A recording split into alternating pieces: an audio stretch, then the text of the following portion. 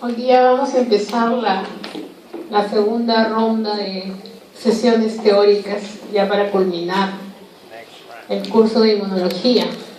Entonces, yo espero que todos hayan, o la mayoría haya aprobado la primera parte, y los que no, todavía tienen esperanzas, hay que luchar hasta el final. Entonces, esta segunda parte puede mejorar mucho más. Entonces vamos a empezar la clase de hoy día. Está revisando anteriormente mecanismos efectores de la inmunidad humoral. Ahí nos habíamos quedado. ¿Y cuáles son esos mecanismos? Opsonización, neutralización, ADCC, activación de complemento. Por ello, hoy día vamos a revisar la clase del sistema de complemento. Ustedes ya lo han visto antes, el sistema de complemento. Desde la primera clase, ¿recuerdan sistema inmune innato?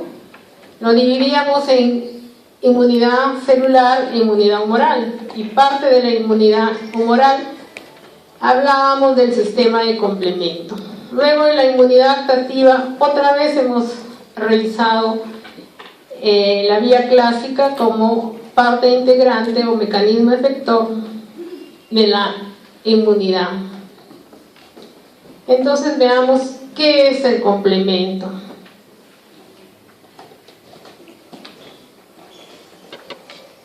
Antes que nada vamos a ver los puntos que vamos a revisar. Entonces vamos a ver una pequeña introducción.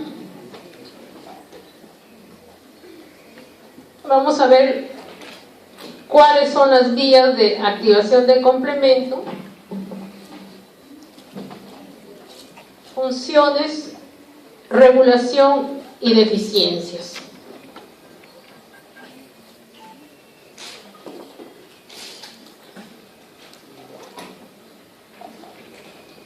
Entonces, ¿qué es el sistema de complemento? Es un conjunto de proteínas plasmáticas o que interactúan en la membrana, o sea, son plasmáticas y de membrana. Esas proteínas están en forma inactiva y tienen que sufrir proteólisis enzimática para volverse activas. Entonces siguen una secuencia ordenada y se activan en cascada, así como el sistema de coagulación, así se activa el complemento. Entonces más o menos es un conjunto de cerca de 30 proteínas circulantes o de membrana, llamadas proenzimas, porque están inactivas. Ahí vemos los componentes del sistema del complemento, que para activarse necesitan ser clivados, divididos, cortados, fragmentados o escindidos, se dice. Y se activa esta vía en forma secuencial y ordenada. ¿Para qué? Para que al final se forme un poro y se produzca la lisis celular. Pero, bueno, esto es un mecanismo de defensa. El principal del complemento, mecanismo de defensa frente a patógenos. Pero cuando se activa el sistema de complemento puede ser tan dañino que si no lo controlamos puede provocarnos daño. Entonces hay unas proteínas reguladoras y este complemento debe ser regulado. Otra de las propiedades del complemento es que se van a generar productos mediadores de inflamación y que van a opsonizar patógenos para favorecer la fagocitosis. Entonces no solamente es lisis celular, sino que se promueve la inflamación, la opsonización y la fagocitosis, como vamos a ver en las siguientes funciones.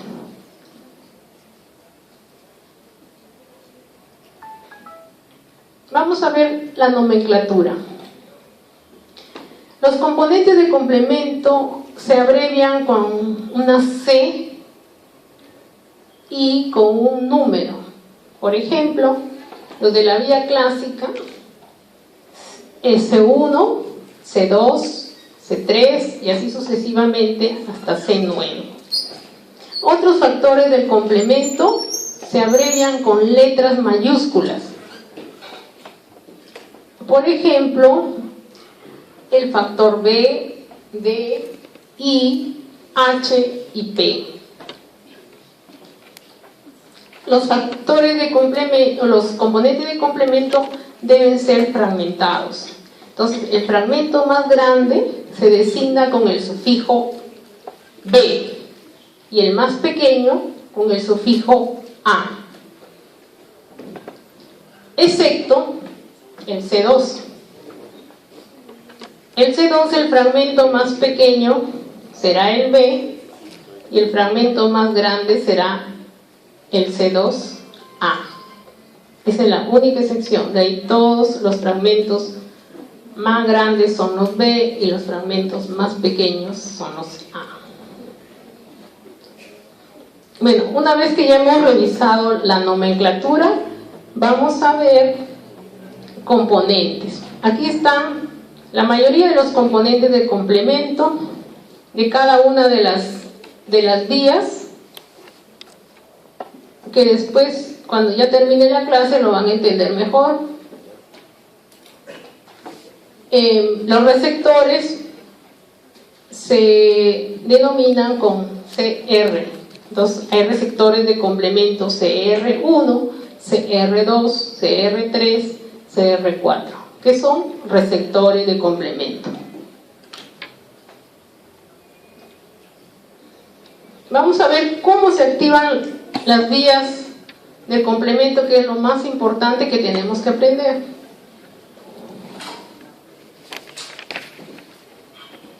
Entonces ahí vemos las tres vías, o las tres principales vías de activación de complemento, que son la vía clásica, la alterna y la vía de las lectinas.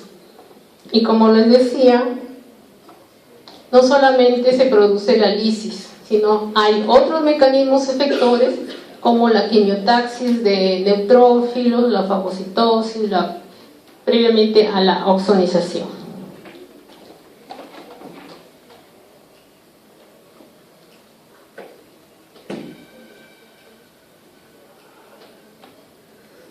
Bien, acá tenemos las tres vías de activación de complemento.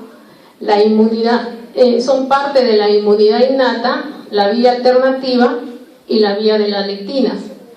Y de la inmunidad adaptativa,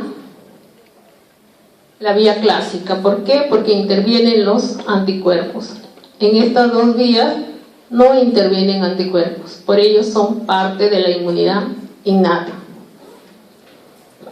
Entonces nosotros tenemos que ver los pasos iniciales de la activación, los pasos centrales o intermedios y los pasos finales. Les decía que no solamente se produce la lisis celular, sino se producen, hay otros mediadores como por ejemplo productos del complemento C3A, C3B, C5A, que lo vamos a ver en las siguientes diapositivas. Entonces, ¿qué tenemos que saber para ver las vías de activación? ¿Qué tenemos que aprender? Yo lo he dividido en tres partes. Primero,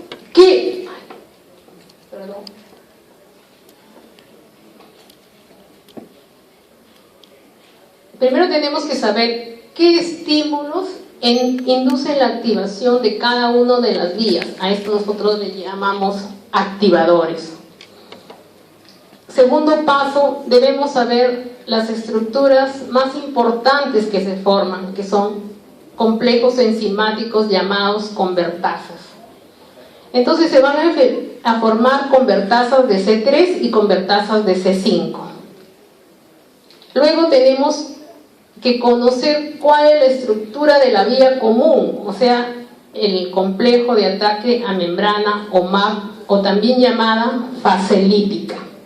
Entonces, si conocemos cómo se activa cada una de las vías, si sabemos cómo se forman las convertasas, sabemos cómo se activa cada una de ellas, porque la vía lípica es común y es igual a todas, a las tres vías.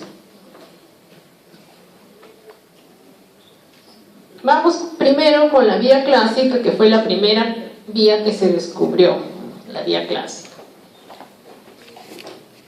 Entonces, acá les muestro al primer componente del complemento, que se denomina C1. El C1 es un complejo formado por el C1Q. Este es el C1Q formado por 6 cabezas globulares y por C1R2 y C1S2. Esos estarían acá, C1R, C1S, que son por duplicado. Entonces, este es el componente 1. El componente 1, que también está diagramado acá, este es el C1Q, y este es el R, y este es el S. ¿Qué reconoce este C1? El C1 reconoce el anticuerpo que está adherido al antígeno. A todo esto nosotros, ¿cómo le llamamos? Le llamamos complejo inmune o inmunocomplejo. Entonces, estaba diciendo que debemos saber cómo se activa cada una de las vías. Entonces, ¿cómo se activa la vía clásica? El C1Q reconoce a un inmunocomplejo y se une. Bueno, estos son, ¿qué isotipos de inmunoglobulina son? IgG o IgM. G, ¿verdad? G. La M es un pentámero, son 5 moléculas de estos, 5. Entonces, para que el C1Q se una a las inmunoglobulinas, debe por lo menos ser 2 IgG, 2 moléculas de IgG. En cambio, la molécula de IgM es un pentámero y basta una molécula para unirse al C1 y activar el complemento. Entonces, ¿quién será mejor activador de complemento? ¿La IgG o la IgM? La IgM, porque basta una molécula, ¿verdad? En cambio, la IgG necesita 2 moléculas de IgG para activar el complemento.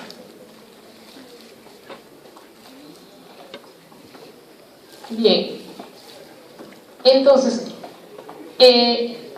acá se une ¿a qué dominio de la inmunoglobulina? Se une al dominio 2 de la cadena de constante pesada, gamma, ¿no?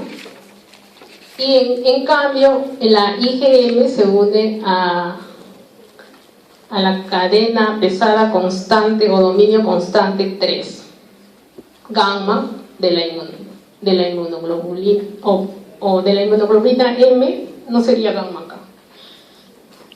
La G sí es gamma, acá no. Entonces, acá se une al dominio 2 de la IgG y al dominio 3 de la IgM.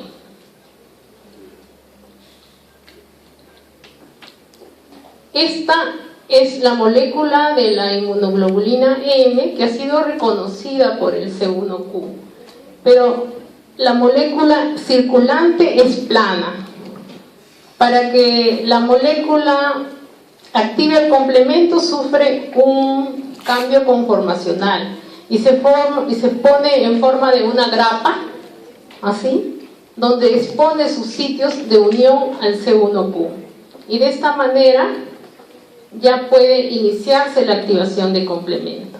Esto de acá es la proteína C reactiva, que también es capaz de activar el complemento. Esta fue una alternativa que les vino en el parcial. Vino que la proteína C reactiva era capaz de activar el complemento. Se puede repetir en el examen.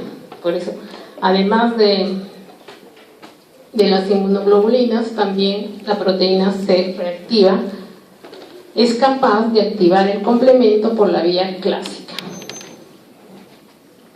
Ya. Entonces, ¿qué pasa luego? Me faltaba decirles que la inmunoglobulina G, solamente estos subtipos 1, 2 y 3, porque tienen sitios que puedan unirse al C1Q.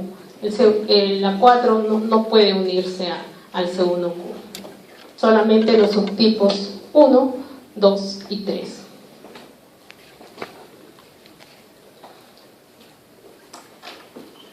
Entonces, después de haber reconocido qué activa a la vía clásica,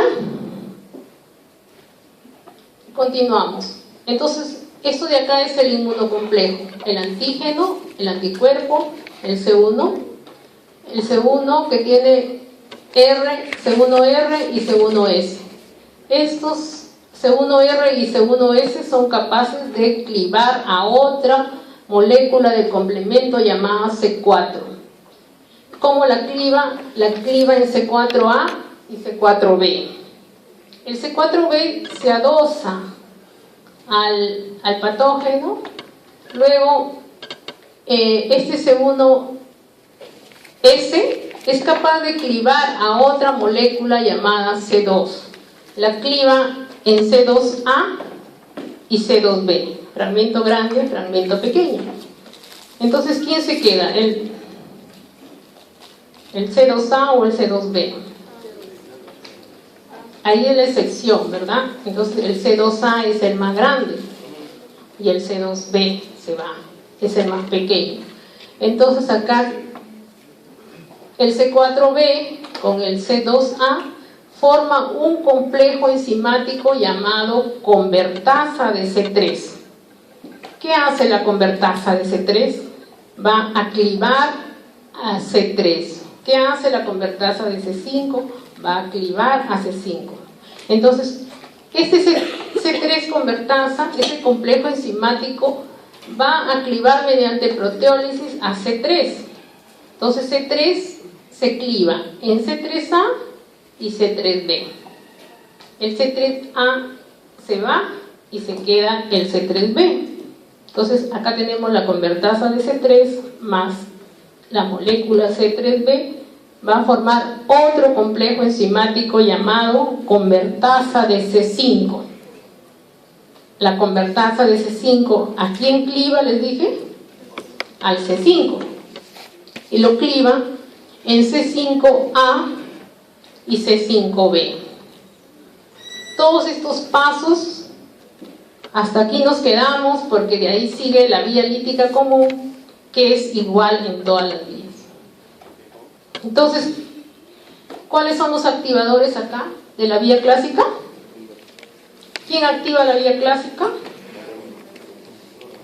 Los inmunocomplejos, antígeno, anticuerpo más el C1. Eso lo tienen que aprender para cada una de las vías. ¿Quién activa las vías? Porque esa es la diferencia en todas las vías. ¿Y cómo se forma? ¿Y cuál es la convertasa de C3 de la vía clásica? Kevin, ¿cuál es la convertasa de C3 de la vía clásica? C4B, C2A. ¿Cuál es la convertasa de C5 de la vía clásica? A ver, Ramón. C4B, C2A, C3B. Muy bien. C4B, 2A, C3B. Acá se las he escrito. La convertasa de C3, esta cliva, escinde, corta a C3 en A y B y se adosa el B. Entonces C4B, C2A, C3B. La convertasa de C5. Ahora vamos a la vía de las lectinas. otra vía. ¿Cómo se activará esta vía? Hay una molécula que se llama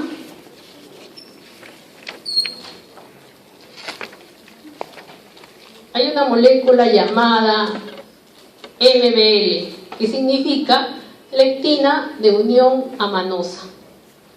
La MBL es parecida al C1 de la vía clásica, así con sus 6 cabezas globulares. ¿Qué reconoce esta molécula? Reconoce carbohidratos que tienen manosa. Entonces, si reconoce los carbohidratos o la manosa, la MBL se activa. Acá la vemos mejor. Acá tenemos la MBL que les dije que se parece a C1. Y estas moléculas de acá son homólogas o análogas al C1R y al C1S, que se llaman más P1 más P2, que son serinoproteasas de las lectinas de las MBL. Entonces, una vez que se adosa la MBL y reconoce manosa en el patógeno, estas estructuras más P1 y más P2 van a clivar a C4 y a C2 de la misma manera que la vía clásica, tan igual que la vía clásica, C4, C2, y todo el resto es igual que la vía clásica, solamente se diferencian en cómo se activa. Entonces, ¿cuál es la convertasa de C3 de la vía de la lectina?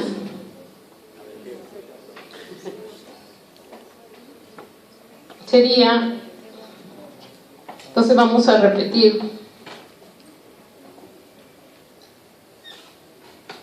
Les decía que se cliva, estas son capaces de clivar a C4 y a C2. A C4 en C4A y C4B. El C4B es el que se adosa al patógeno. Y el C2A en C2A y C2B. Como esta es la excepción, la más grande es la A y se adosa. La B se va. La B es el C2B es el más pequeño, se va. Esto forma la estructura llamada convertasa de C3. Digo, la convertasa de C3 cliva ¿a quién? A C3. Entonces, al C3 lo cliva en A y en B. El B nuevamente viene a formar este complejo trimolecular que se llama convertasa de C5. La convertasa de C5 cliva a C5 en A y en B. Acá el fragmento más grande es A, el fragmento más pequeño es B. Y esto hasta ahí se queda, porque lo demás, la vía lítica es común, igual a todos. ¿Qué vía nos falta? La alternativa, la alterna o de la properdina, así se llama. Alterna, alternativa o de la properdina.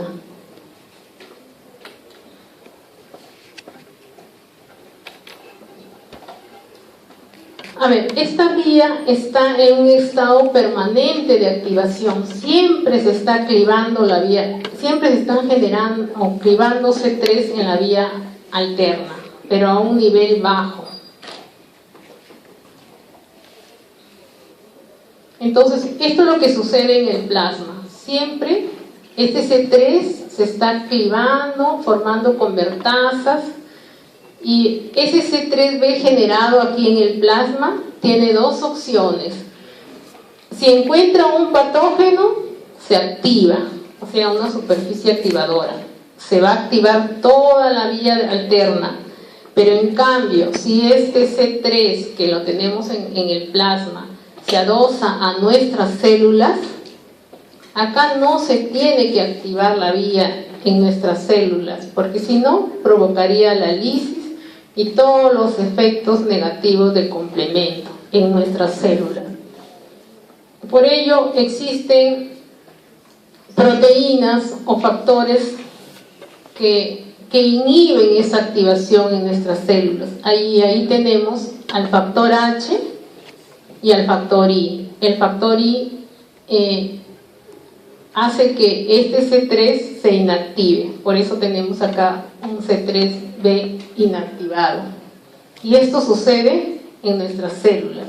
En cambio, en las células de patógeno sí tiene que activarse la vía clásica. Entonces, vamos a ver en la siguiente cómo es que se activa. Y esto, la primera diapositiva le puse para que vean ustedes de dónde viene ese C3, que viene de que la vía se está activando siempre, pero a un nivel bajo, ¿no?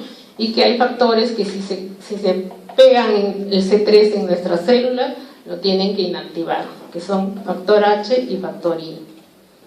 En cambio, en el patógeno sí tiene que continuar la activación. Entonces, ¿cómo es la ruta que sigue? Tenemos acá el C3b que se ha generado, ¿no? Que si está en fase fluida o en nuestras células, eso debe inactivarse. Pero si se pega al patógeno, ese C3b, va a venir un factor que se llama B y se va a unir, pero el factor D lo cliva a B. Entonces lo cliva ¿en qué moléculas? BA y BB. El BB es la molécula más grande, se adosa a C3b y forma la convertasa de C3b de la vía alternativa. Me olvidaba decirles que hay una molécula, el factor B, que hace que esto sea más estable, o sea, estabiliza esta molécula, porque esta es muy propensa a disociarse. Entonces, ¿quién la estabiliza? La properdina. Entonces, una vez formada la convertasa de C3 de la vía alternativa, va a clivar a más moléculas de C3. Si se las cliva en C3A y C3b. Pero acá, esta es una vía que sufre retroalimentación positiva. O sea, ese C3b puede formar más, o adosarse y unirse a B y formarse más convertasas de C3. Entonces, esto se amplifica, sufre un loop de amplificación porque una convertasa de C3 puede clivar cientos y miles de C3.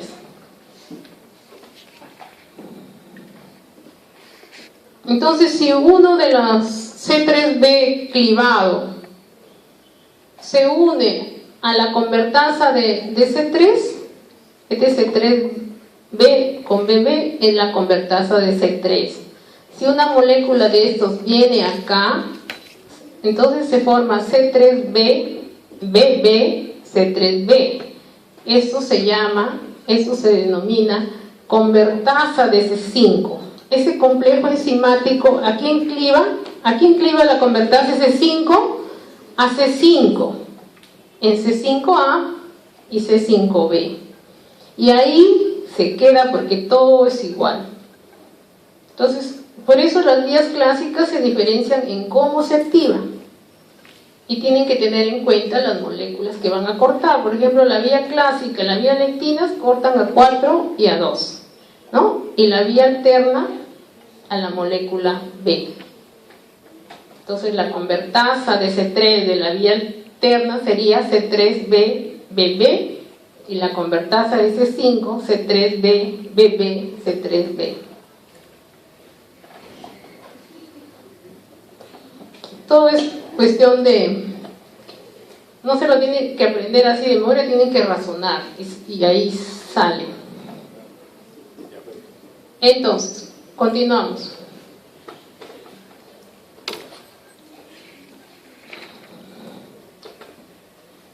Bueno, además todo está escrito acá para el que no está atento. Bien.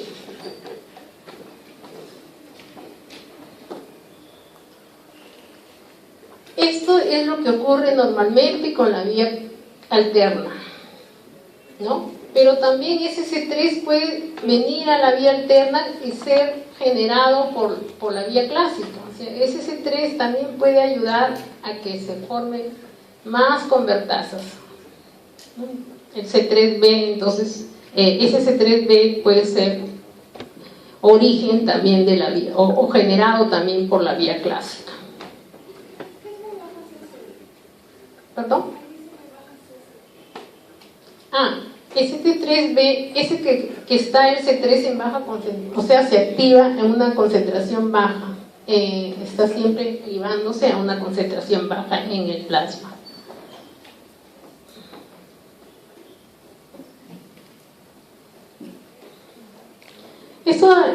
Esta diapositiva de acá es para que ustedes vean de dónde proviene el C3. Ustedes lo han visto, el C3D. ¿Dónde han visto C3D ustedes? ¿Han visto C3D? ¿Se acuerdan? Sí, se han visto. Entonces, ese es un producto de sucesivos clivajes del C3B, ¿no? Ese C3B, por ejemplo, les dije que tiene que ser inactivado si se pega a nuestra célula, ¿no? Entonces, es inactivado por el factor H, el factor I o el CR1. Y esto después puede ser clivado a C, a D, G, y ahí donde viene el D y el G. Entonces, el D es un producto del clivaje sucesivo de C3.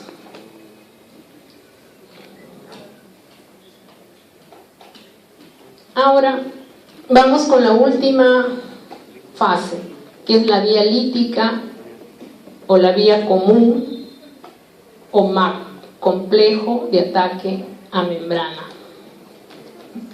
Esto es más fácil, ¿no? Entonces, ¿dónde nos quedamos? Nos quedamos que se formaba la convertasa de C5, que era capaz de clivar a C5A y a C5B. Este C5B va a iniciar la formación del MAC. Entonces C5B con C6, C7, C8 se une a una molécula de C9. Esta molécula de C9 se polimeriza hasta 19 veces y forma el poro que se inserta en la capa lipídica y produce la lisis celular. Entonces, si les viene, si yo pregunto, ¿cuáles son los componentes que forman el MAC? C5B, C6, C7, C8 y C9. ¿Sí? De acuerdo. Ya, y esto es el poro que forman es una fotografía electrónica, ¿no? De los poros que forma cuando se genera el MAC. Y acá un resumen de las 3 vías. ¿Alguien le ve ahí un error ahí? A ver.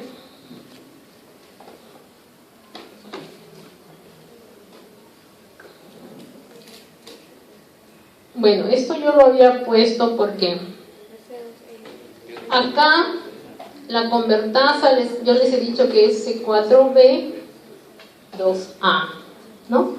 Y esto lo he puesto porque hay algunos libros que todavía no corrigen. Entonces ustedes cuando vengan el examen, ustedes estudian así y me dicen, acá está el libro, profesor, acá está el libro, acá dice. Pero esos son libros que todavía no se han actualizado, entonces todavía la convertasa está ahí como C4B2B. Pero él debería ser C4B2A, ¿sí? Entonces tengan cuidado con eso. Revisen su libro cómo está la convertasa.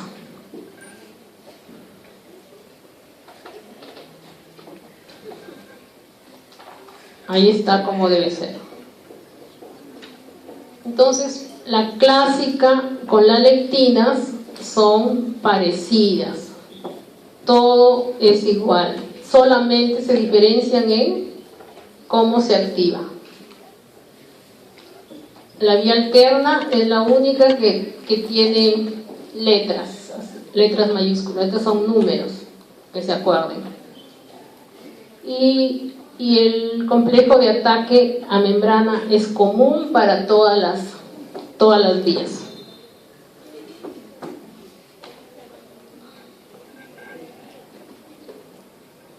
Vamos ahora a seguir las funciones de complemento. Ya lo han visto ustedes algunas funciones, así que vamos a pasar así rapidito las funciones, porque lo han revisado en sus mecanismos efectores en la clase.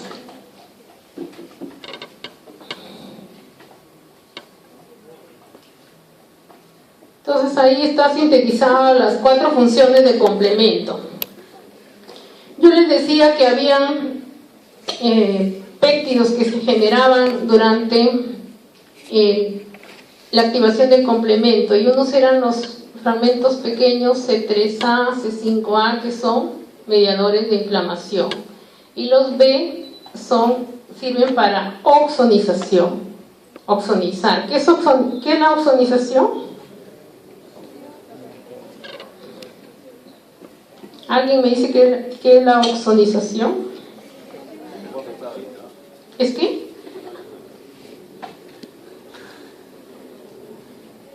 ¿Qué es oxonización? Hoy día van a dar su paso, ya dieron. Ah, les ha venido. Ah, ya. Pero deberían saber la respuesta ya. La oxonización es el proceso de cubrir o de marcar los patógenos con moléculas de complemento o con inmunoglobulina G. ¿Para qué? Para promover la fagocitosis. Esa es la oxonización. Entonces marca al patógeno y lo hace más apetecible por los fagocitos. Entonces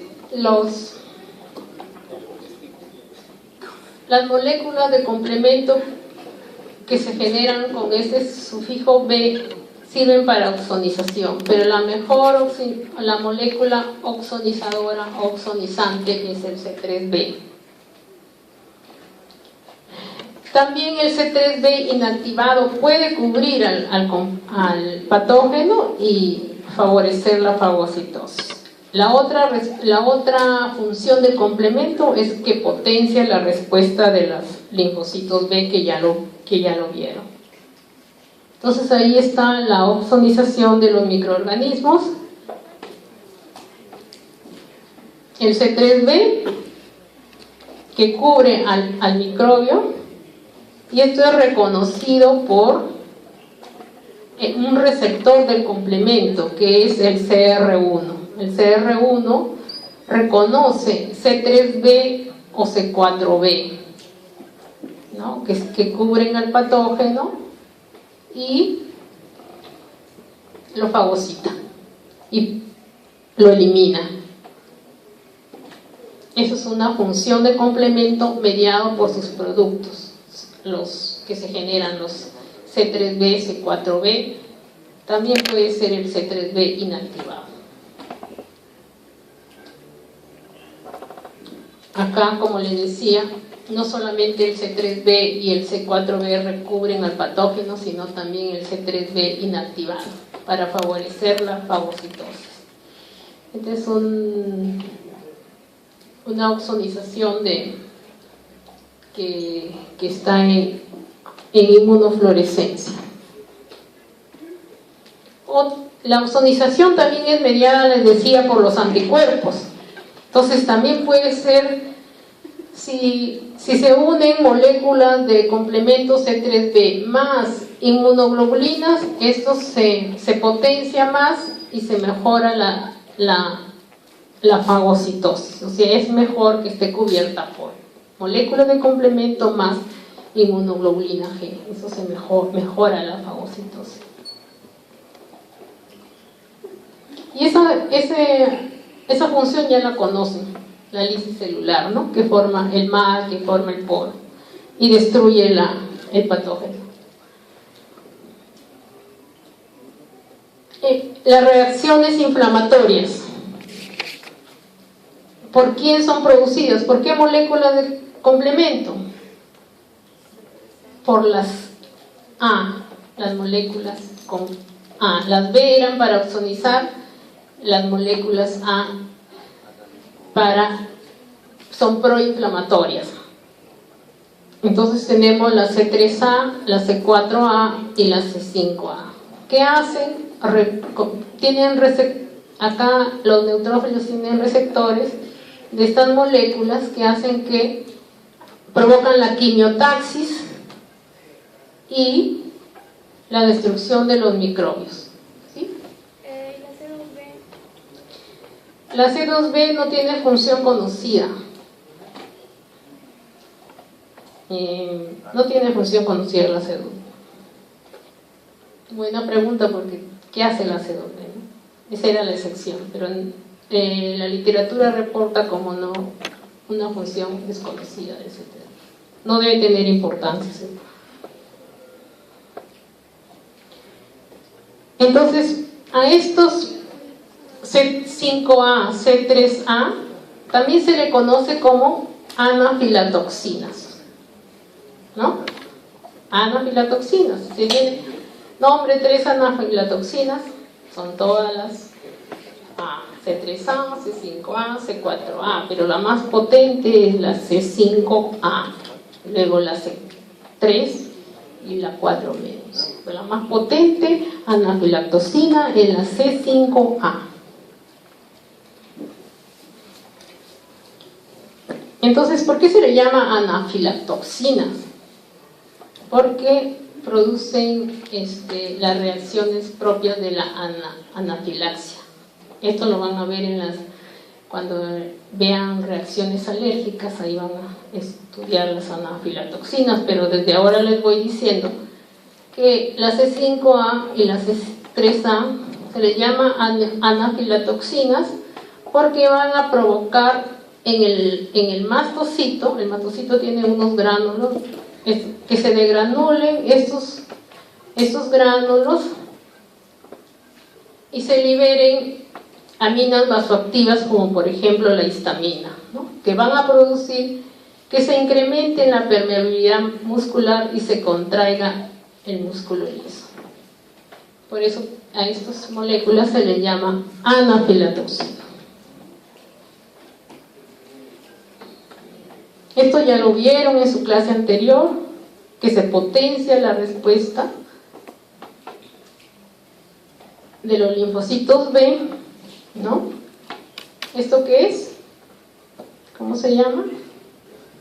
El complejo BCR, ¿no? Y este es el correceptor del BCR, que está formado por 3 moléculas: el CD81, el C19 y el CD21, o llamado también CR2. Entonces, ¿qué reconoce este? Reconoce el C3D adosado al patógeno y potencia la respuesta del linfocito B, ¿no? Esa es la otra función que ustedes ya conocen. Entonces, acá está otro receptor del complemento, el CR2, llamado también CD21. ¿Dónde más han visto CR2? En las células dendríticas foliculares, en los centros germinales.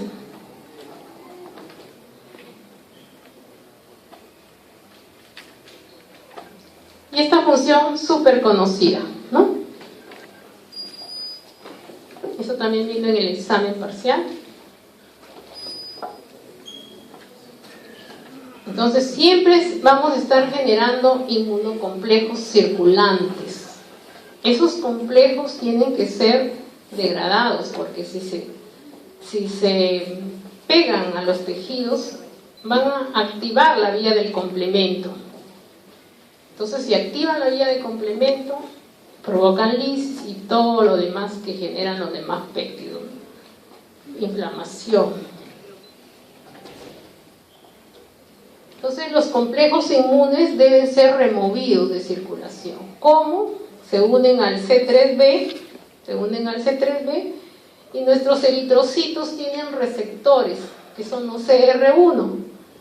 Los CR1 van a reconocer a los C3b y lo van a llevar hacia el vaso y al hígado, y estos complejos inmunes van a ser degradados por el sistema fagocítico mononuclear, ¿no? Y en el examen parcial vino CR1, ¿cuál es? Bueno, receptor de los que eliminan los inmunocomplejos, y había CR1, CR2, CT. La respuesta era CR1.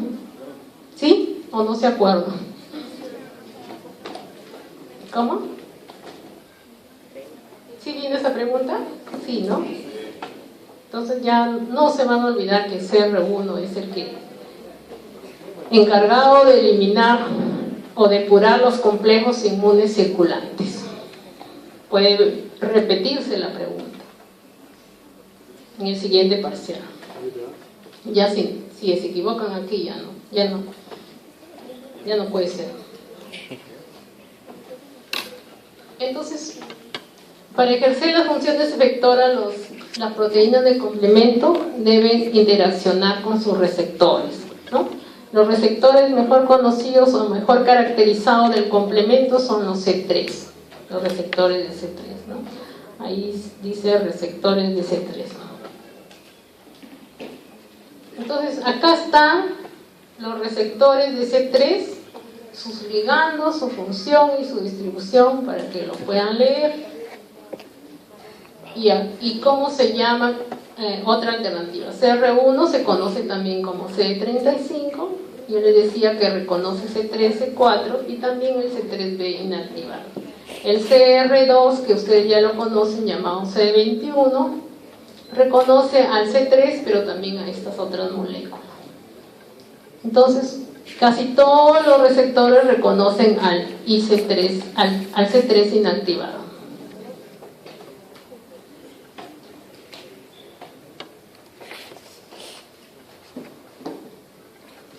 Ahora, si se activa el complemento,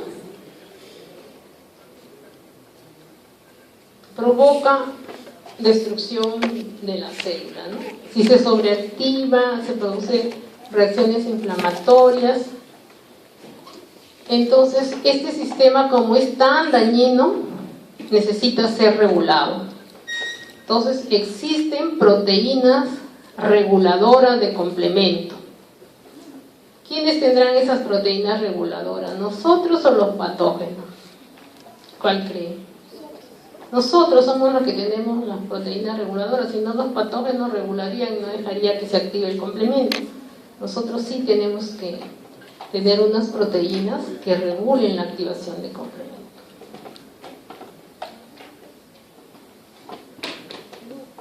Entonces, esas proteínas reguladoras de complemento están en vía plasmática y adosados a membrana. Estas son las proteínas reguladoras de complemento. CD59, CD55 o DAF, que es el factor acelerador de la degradación. DAF, factor acelerador de la degradación.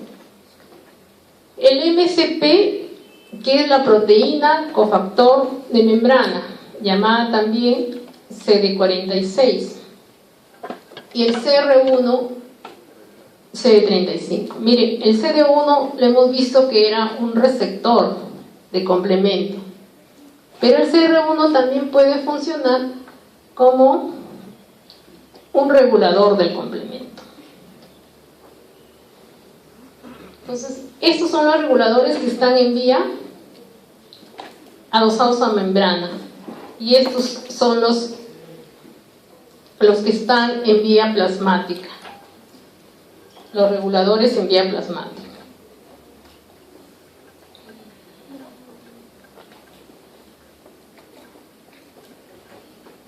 A ver, entonces los reguladores también tiene que actuar a 3 niveles: a nivel inicial, a nivel de convertasas y a nivel final.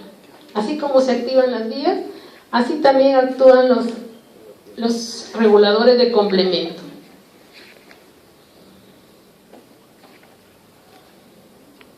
Esto de acá son reguladores de la vía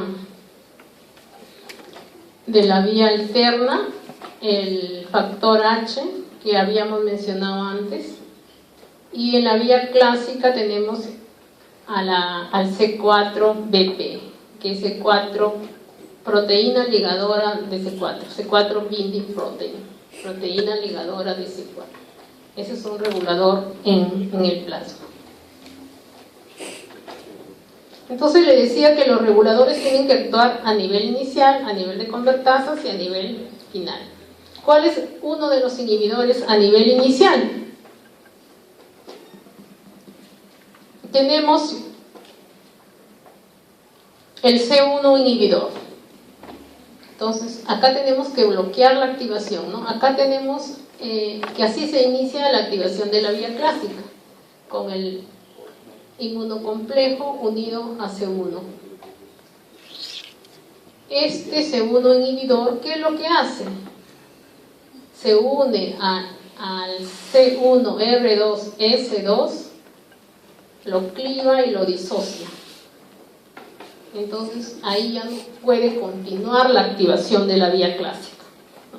Entonces C1 inhibidor va a bloquear la activación de la vía clásica. Y en la vía alternativa tenemos a MCP o CR1. Ese es proteína cofactor de membrana. ¿Qué hace? Se une al C3, el CR1 se une a C3 y la proteína cofactor de membrana con el factor I inactivan al C3. Como lo inactivan, ya no puede continuar la vía clásica, alternativa. No puede continuar la vía alternativa. Entonces eso es a nivel inicial. Vamos a ver a nivel de convertasas. A nivel de convertasas, ¿qué moléculas disociarán las convertasas? Tenemos al DAF, el factor acelerador de la degradación. ¿Qué hace esta molécula? Si ya está formada la convertasa de la vía clásica o de la vía alterna, disocia las moléculas que están formando las convertasas. Las disocia, entonces otra molécula llamada cofactor de membrana, proteína cofactor de membrana, hace que el factor I clive a estas moléculas y las inactiva, Entonces se forma C3b inactivado o C4 inactivado. Entonces el MCP actúa como cofactor del factor I para inactivar los productos generados de las convertasas. ¿Está bien? ¿Entendieron?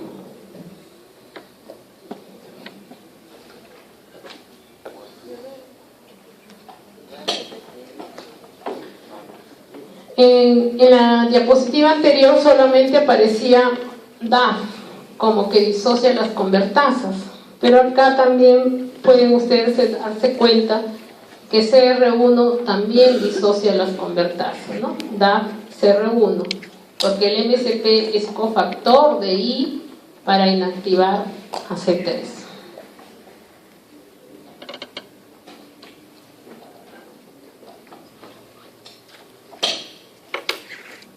Ahora, a nivel final, a nivel del MAP, ¿qué proteínas reguladoras existen para que inhiban la formación del complejo de ataque a membrana? La llamada CD59. La CD59 se adosa